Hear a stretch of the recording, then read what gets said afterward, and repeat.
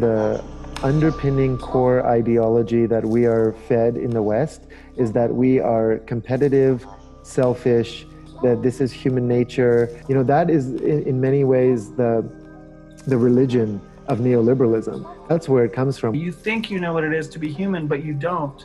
Yeah. All you know is how a human behaves in a power over paradigm. But what if you were to plug that human being into a completely different paradigm?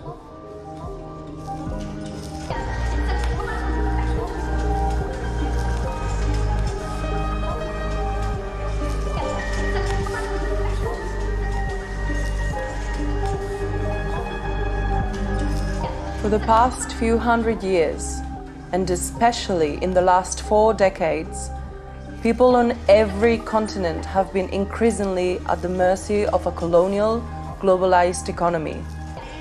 We've been imprisoned in a consumer society in which our needs are met by distant, anonymous corporations, in which external ideals of success are imposed upon us. This competitiveness that you have to prove yourself by how much faster you can climb and push down the others, and it's been a deformation of the human spirit, I do believe.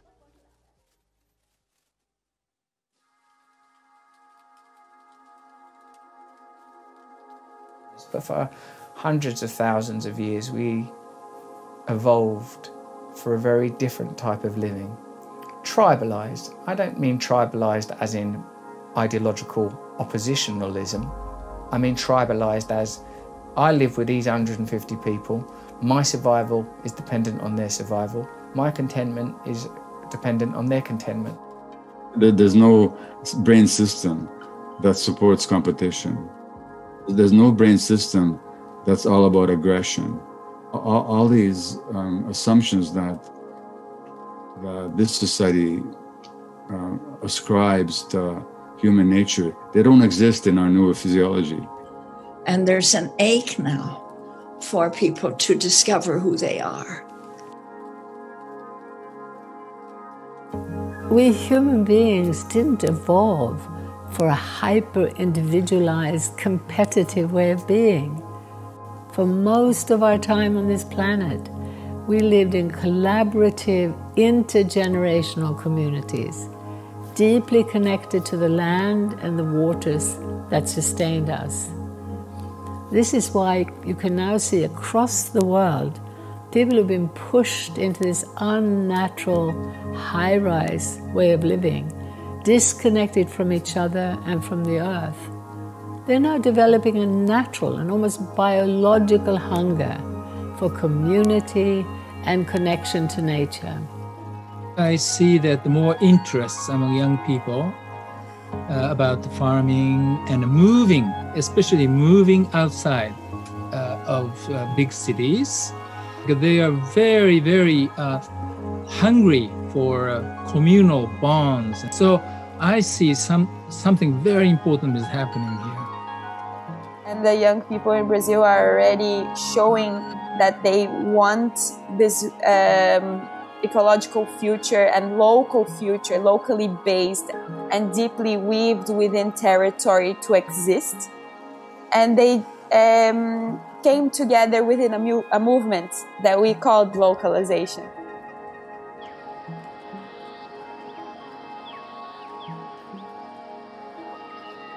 Beyond the mainstream media, on the ground on every continent, a quiet revolution is emerging. People are seeking community, collaboration, ways of life that nurture the natural world instead of destroying it. Farmers' markets, small business alliances, transition towns, mutual aid networks, community banks, agroecology schools, alternative education, permaculture, eco-villages, and more. Collectively, these diverse initiatives demonstrate a new path forward for humanity. It's a path that localizes rather than globalizes, connects rather than separates, and shows us that human beings need not be the problem. We can be the solution. We are facing an emerging global civilization and the danger of global monoculture. And it is this danger that can be countered by the localization movement.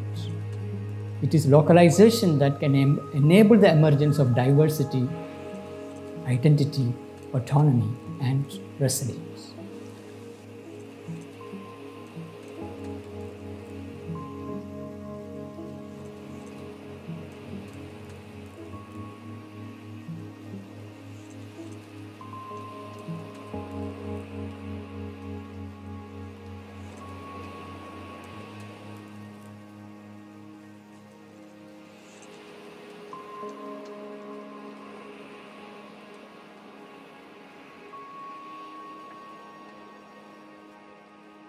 This is a time for localization. It's modest, it's simple, almost beguilingly simple. But it's also complex. It also means that we have to shapeshift. It also means we have to be different. In local economies, people can see their impact on others and on nature. This is a human scale, where the structures create transparency and accountability and bring out the best in people. This, for me, is the strongest argument for localization. When people work locally, they look after what they're working with. They have a longer horizon. They're not thinking to the next shareholder meeting, to the next quarterly profits review. They're thinking, what would this be like for my children and grandchildren? That kind of long-term vision is profoundly ecological. People want to experience their responsibility. And that means that you carry yourself with pride and dignity because you matter. What makes a human being happy? I don't want to trivialize that question, but I would say that it is multidimensional relationships. Relationships to each other, to other people, to non-human beings, to a place. You create together. You meet physical needs for each other. You are embedded and you could say of a place, not just a separate self. But you are part of a circle, of a circle of circles of circles of circles of relationships. Therefore, you know who you are. Therefore, you have a sense of belonging. So what Mahatma Gandhi called Swadeshi, meaning economics of the place. And we celebrate the diversity of cultures and diversity of religions and diversity of languages, but we keep ourselves rooted in the place where we live. When it comes to food, when it comes to the way that we organise power, when it comes to the way we organise health, and even, I would say, issues as potentially complex as justice, we need to localise where possible.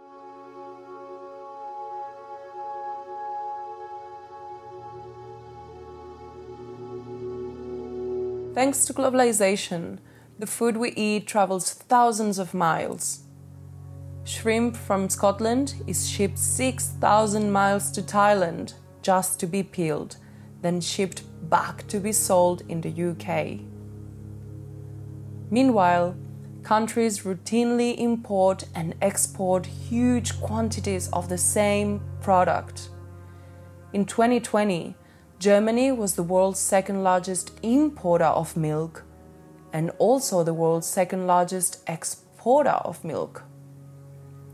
That same year, the US imported $3.5 billion worth of beef and exported $3.75 billion worth.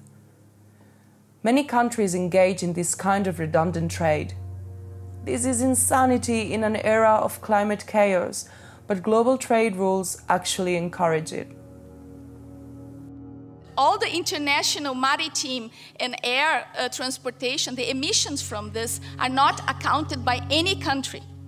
Just think of all those vessels with all kinds of commodities from China to everywhere, from mining, with soy, with oil, with liquefied gas. those emissions are nobody's emission, because one of the key assumptions of the climate policy is that you cannot harm trade.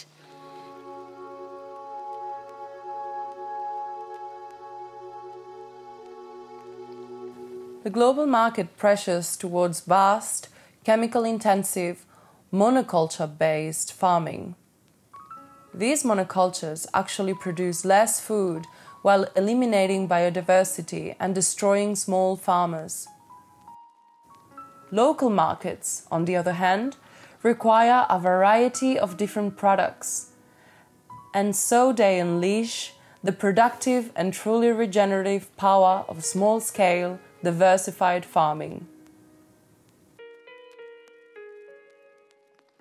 Permaculture has contributed to that acknowledgement and importance of these smaller, localized economies for radically reducing ecological footprint.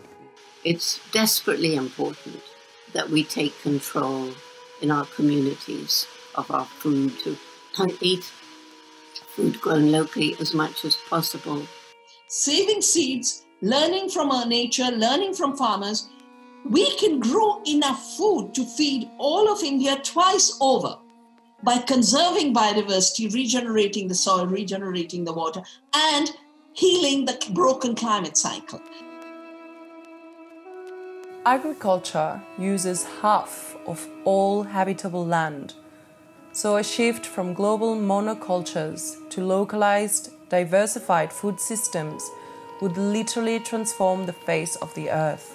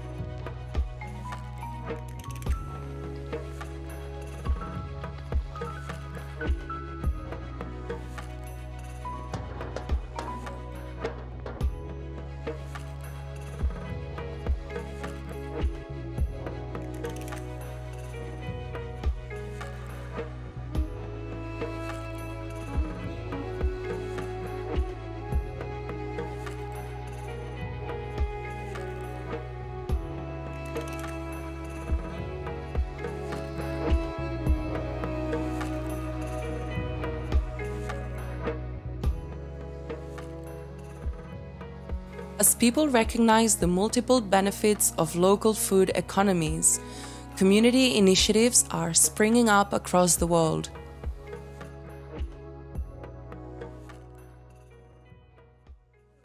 We have over 1,500 urban gardens and farms now, all across the city of Detroit. We are going to build a local ecosystem of food entrepreneurs, and we are about to build the most delicious local food economy on the planet Earth.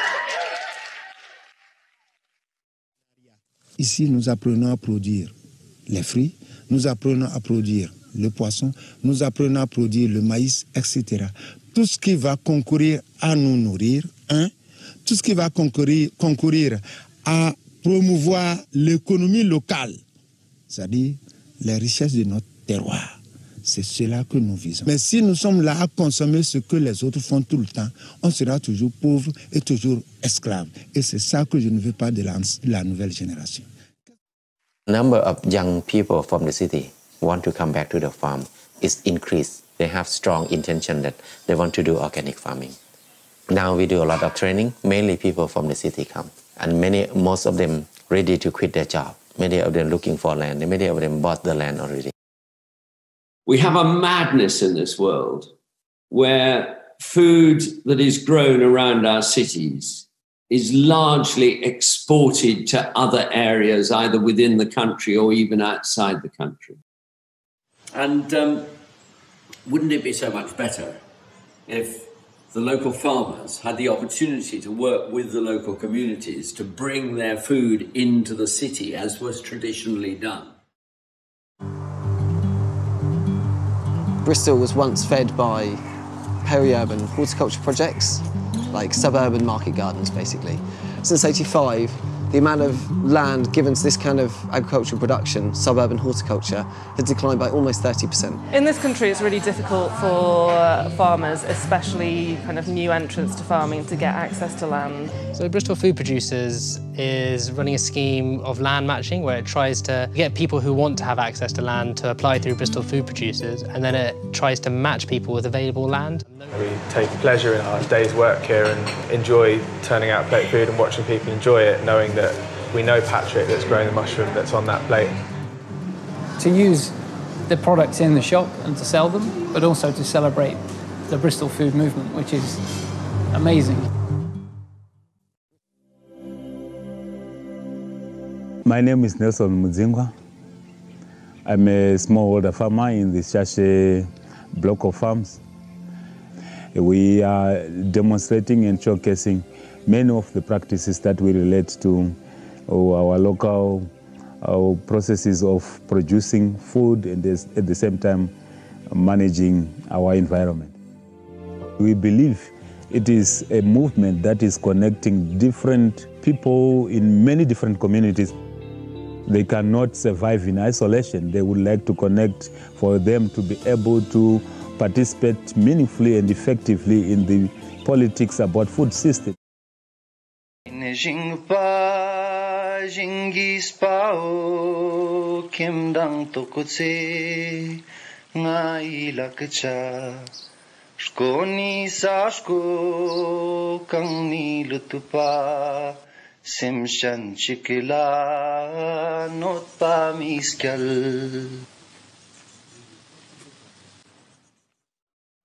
Tene I sakyat po tene dang dire tu zanga da chamjik skyop se borche shingna tene ina sakyat ga ngati lakpane tene chodmek tapchis po ni nauna chamjik khakchan dik dukle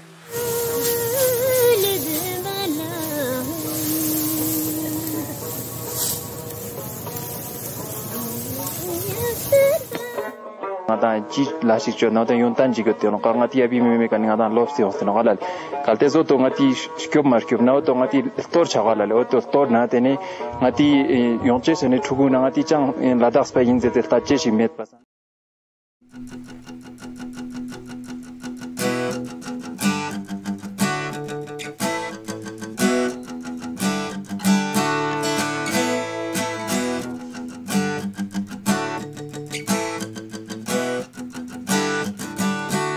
We are a group of friends in Budapest involved in different activities dealing with sustainability and more social justice. We met and decided to launch an ambitious project for better well-being called Cargonomia. We would like to distribute healthy local food in Budapest with our self-manufactured cargo bikes.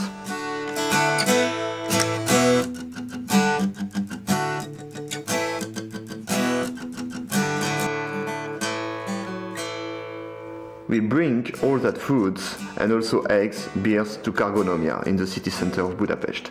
From there, we distribute it to people in Budapest with our cargo bikes made in Tiklonomia.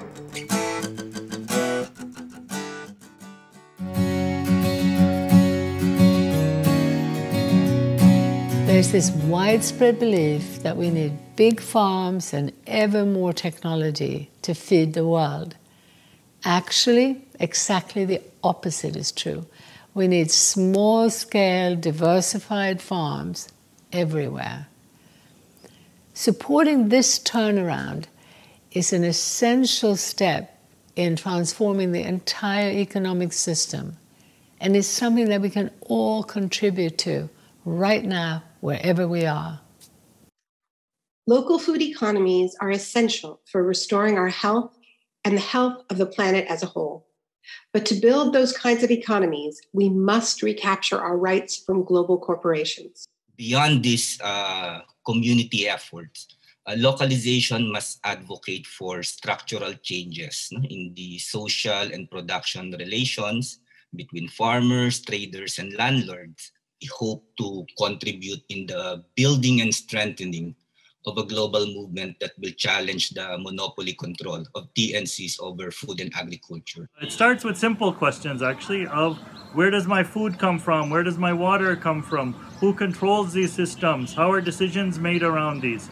And it starts to connect to larger social movements who are actually trying today to defend our territories, to defend the water resources, to defend control over our own knowledge systems. これから先、私ども日本でも多国籍企業による種の支配が始まったところです。今、ローカルで各都道府県、市町村、そういうところから我々は地方から私たちの食と種を守る。And we need policy reforms that supports localization and agroecology and community-supported agriculture. The need to have strong mass movements of farmers and small fruit producers, of workers and consumers, and all their advocates. So we need to support and strengthen such a strong people's movement.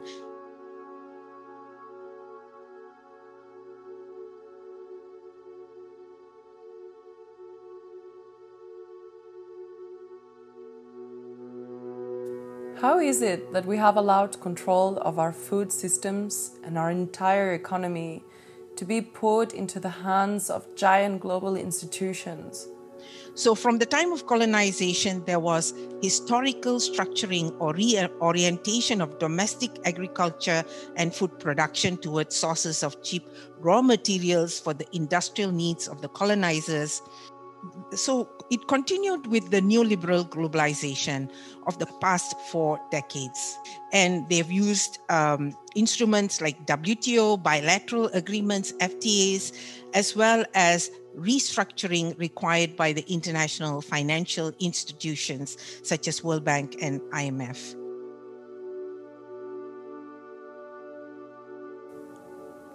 Since the 1980s, governments worldwide have been signing onto trade treaties that give multinational banks and corporations more and more freedom and power. These treaties now even allow corporations to sue governments for any social or environmental protections that might threaten their profits. This makes a mockery of democracy. You know, what did globalization do? It tore down all the rules that allowed justice in society, democracy in society, equality in society, tore it all down and made it all possible to accumulate. So you get the tech billionaires emerging.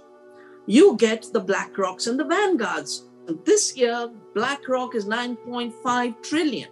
9.5 trillion in a decade. They own the media. They, of course, own the whole financial infrastructure. And so basically almost any aspect of our life today is dominated by these global corporations. And what's so terrifying about it is that they are structured legally with one mission above all, which is to increase shareholder profit, shareholder value as fast as possible.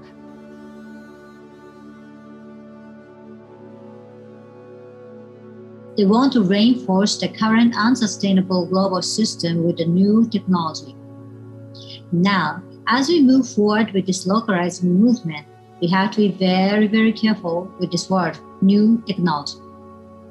Because now multinational corporations are taking over our food system with that. Can you imagine a future where multinational companies' servers on the other side of the world automatically manage the robots plowing the farming? The World Economic Forum has set the goal of digitalizing the whole world. In fact, Yale has already collected 24 million hectares of digital data from all over the world. Saudi Aramco, where energy is opportunity.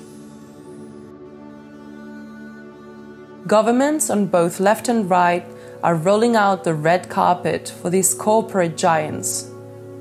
They're freeing them from regulation they're freeing them from paying taxes, and they're subsidizing the expansion of globalizing infrastructure. At the same time, citizens, small businesses, and even national industries are squeezed for taxes and burdened by ever more red tape and bureaucracy. That's why products from the other side of the world generally cost less than local products. It's why the gap between rich and poor is so extreme. It's a completely unfair economic playing field. When you have a system that actively undermines the social network and destroys communities because it throws people out of jobs without any thought to the impact of what that will have on the local community. When a Walmart can come in and completely obliterate small local businesses, that has huge impact on people's connection to each other and therefore on their health. One of the many reasons that the technological expansion in the West and now all over the world of the last few centuries is so toxic is that it has been intimately linked with the destruction of community. And this is a breeding ground for all kinds of insecurities. According to Facebook's own research reported by the Wall Street Journal, their platforms make body image issues worse. So if you look at the statistics and the number of people that are lonely, they've gone way up in the last 30, 40 years. Real epidemic of mental health conditions amongst the youth, increased youth suicide, depression, anxiety, all of which actually reflect the consequences of a system that denies children's developmental needs and fails to provide children or adults with a healthy, connected environment. Ultimately, these corporations only get their power by having to push down the actual deep instinct in every human being, every human infant that's born, to love, to be connected, to be part of community, to be part of life. But they have to actually stop that from growing. But people themselves want nothing more than to be part of community, part of life, to feel desired within their community and to feel that they're making a meaningful difference to others around them. But will it lead to wage rises? We've assumed so before, wrongly. The majority of people are getting poorer. Governments are getting poorer. And even CEOs are running faster and faster in fear of losing their jobs in a merger. So why is anyone still going along with this globalizing madness? The system has become so vast, so global, that it's almost impossible to see its contours. And no one has been charged with stepping back to look at the big picture. Instead, economic pressures have been demanding ever more specialization and ever more narrow perspective. So this means that the problem is not so much about evil, greedy people in charge. It's much more about a lack of awareness, about ignorance, from the grassroots to the very pinnacle of power.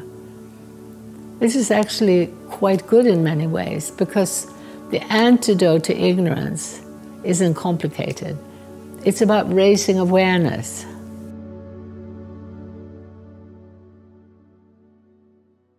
The globalized economic system that dominates our world is like the Pied Piper who led the children of Hamelin to their doom.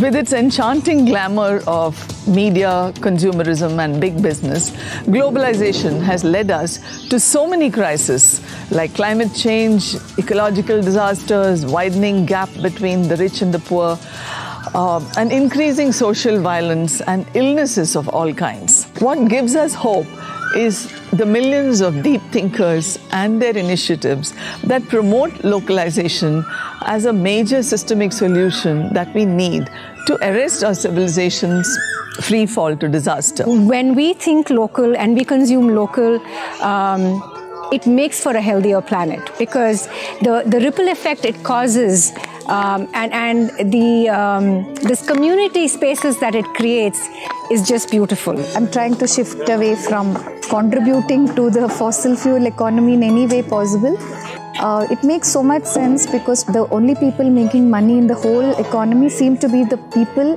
who are extracting from the system. Millions of local initiatives already exist in India for local agriculture, innumerable local crafts, creating local economies, and much more. 93% of our total workforce of India is from the unorganized sector, which includes small and localized businesses.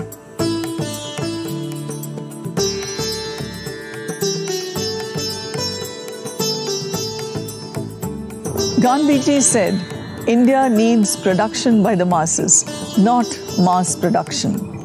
And that we need Gram Swaraj, which really means respect for localization. India is a country that still has over 20,000 varieties of rice, over 1,000 kinds of handlooms, over 120 major living languages, and we have diversity of all kinds.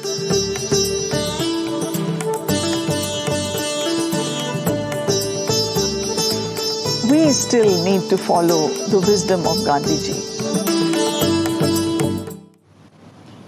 Sabemos que el metabolismo de la economía globalizada es irreconciliable con la finitud del sistema biofísico.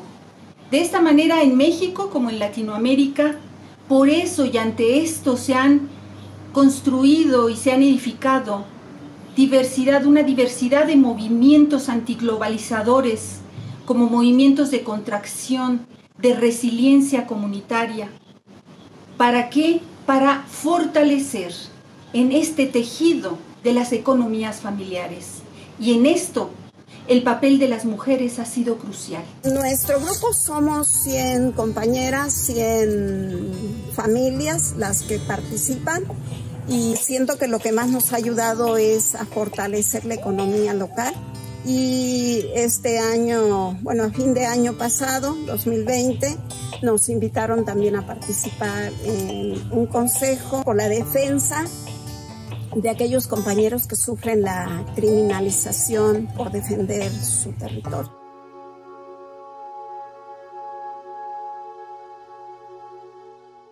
Worried customers have been snapping up everything in sight. Store shelves nationwide are dwindling or totally empty. We needed a pandemic to show us how resources need to actually flow and how localized action can create amazing local responses based on a new relatedness. In an emergency, we're kind of hardwired to help each other. And small-scale approaches are a very effective way to build relationships of trust and meaning while serving needs. So one of the really dramatic consequences of the coronavirus pandemic is the rise all over the world of community-based mutual support groups. Some of them are amazing. At the same time, there's a growth in response to the longer-term crisis of neoliberal capitalism, which has been devastating for 40 years. There's a growth of worker-owned enterprises, collectives, community-based services spreading all over. One of the things that happens in the midst of large-scale shocks and crises is that we realize very quickly how vulnerable our globalized supply chains are. And in the rocky world of climate chaos, we're seeing many more examples of this. Localization in this context is survival. We will be facing more shocks, more novel viruses, more cataclysmic storms. Our communities must prepare by becoming more self-sufficient, more able to provide for our basic food, energy, and medical needs.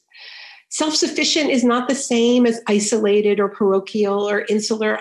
I'm an internationalist, but more sturdy, more ready, and more resilient communities is what we need for when the next shock comes.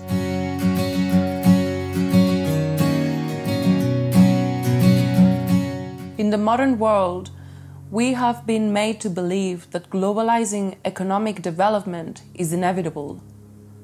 cookie-cutter houses, bigger highways, homogenized main streets, concrete and high-rise and corporate logos on every corner. We have called it progress and treated it as some kind of evolutionary force beyond our control.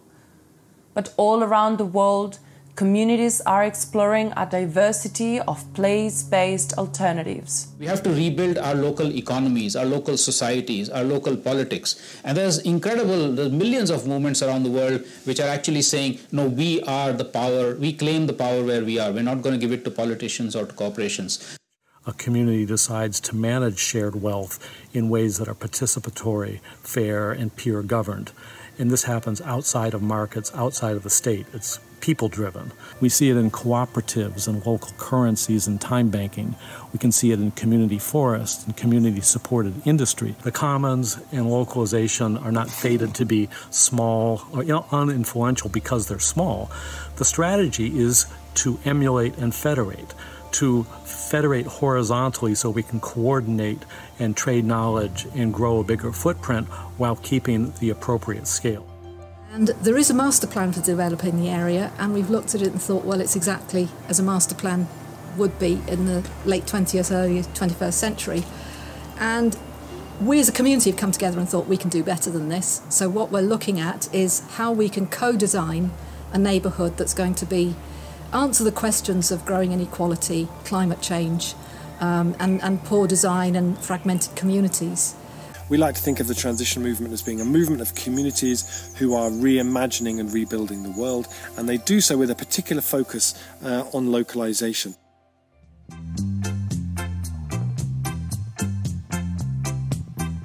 Share is an empty shop that has been converted into a library of things.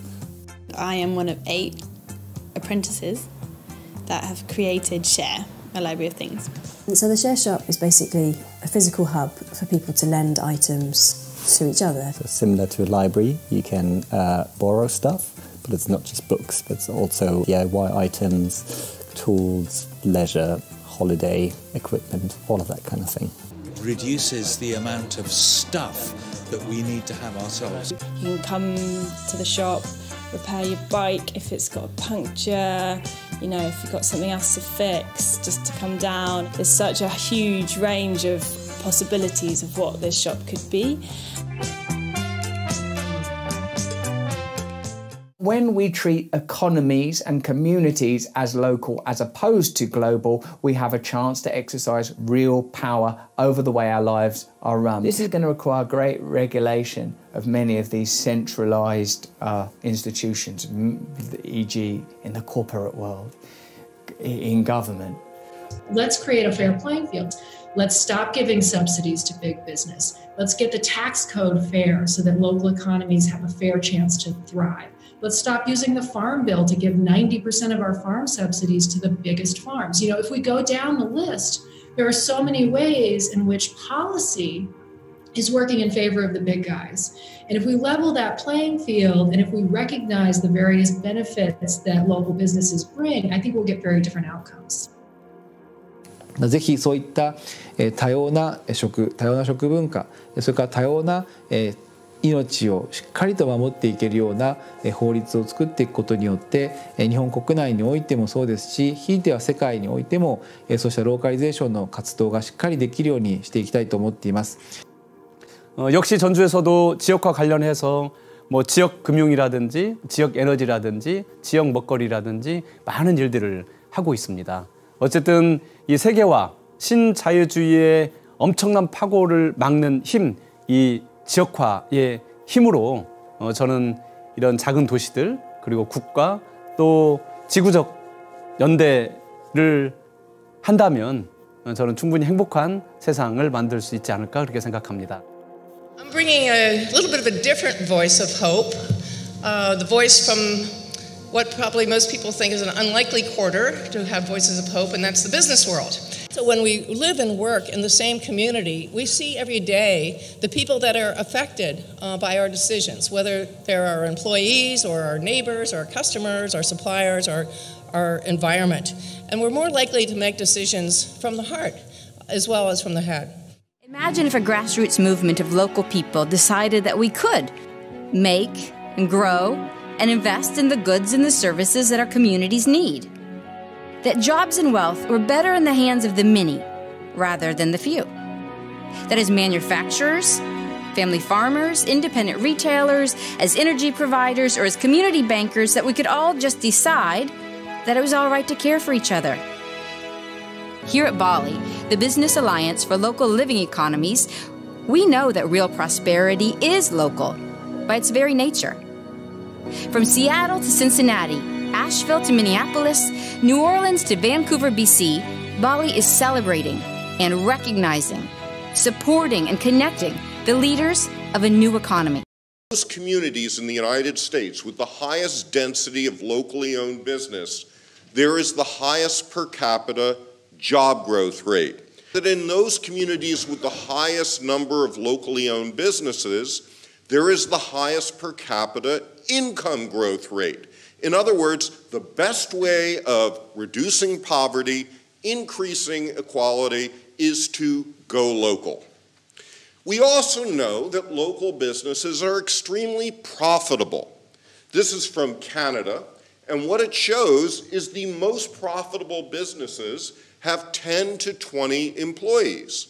The least profitable businesses are those that are traded on the Toronto Stock Exchange.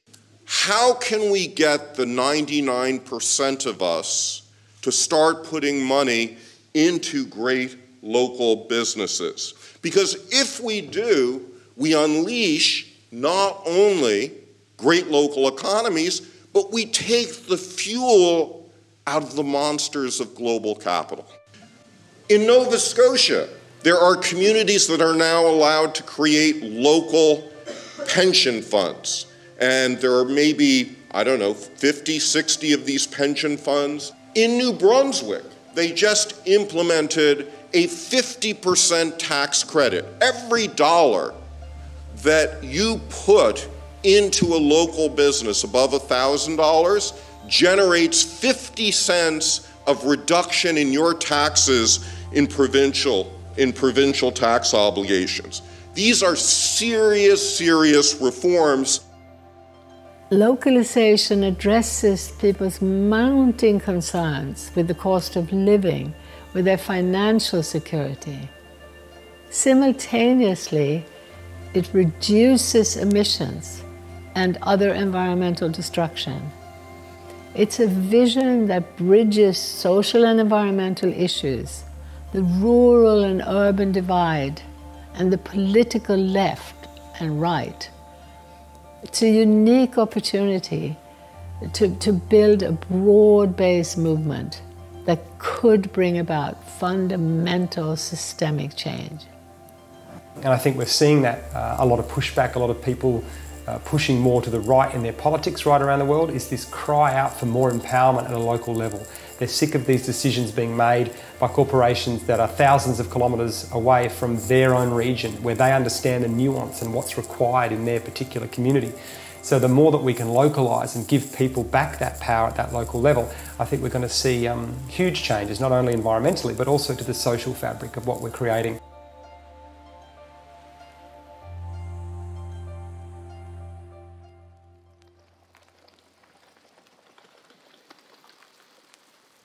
Only the tiniest fraction of the global population is actively involved in promoting the continued globalization of the economy. By contrast, those working for a fundamentally different future can be numbered in the hundreds of millions. Se pravi, prišli smo do mejnika, ko se bo treba resnično odločiti, v katero smer bomo šli, govorim v imenu človeštva, ali v smer, ki je človeku dana, torej k obdelovanju zemlje, k samooskrbi, k prevzemanju odgovornosti za naša lastna življenja, ali pa v smer, ki nam je ponujena, torej v globalistično, kapitalistično družbo.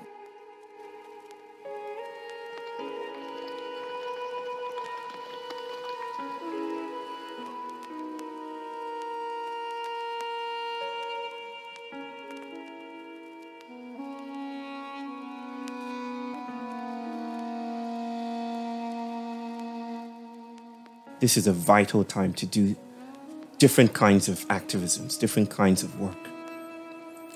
So power needs to change. Our notions of power need to change. If power is always at a distance, then we will frame economics and the economy as food coming from far away. And we will valorize, reify, ordain, and celebrate a system that denies us the immediacy of our surroundings. So do you see that the mission of this movement is bigger than ever before? Let's keep moving for localizing the whole world so that one day we can brag to our children or grandchildren that we did not give up at the critical moment to protect their future and our planet. And in Brazil, we say decolonizing our imagination. Stop thinking that industrialization is the only way to go and technology is the only way to go. There are other ways of living that it's going to make us maybe even more happy. We have to take a stand for what we are recognizing as important and essential to our full human beingness.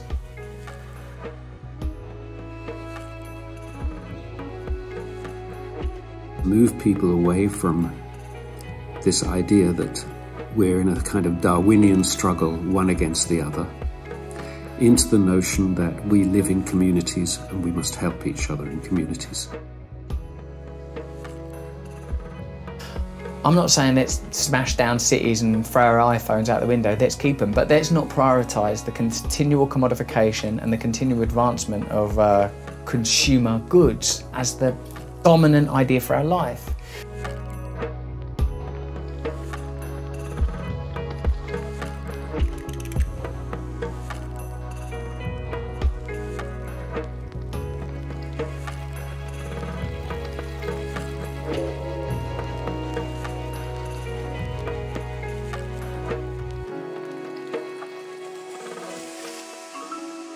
So それが私たちがまさに生きること、いわゆるローカリゼーションだ。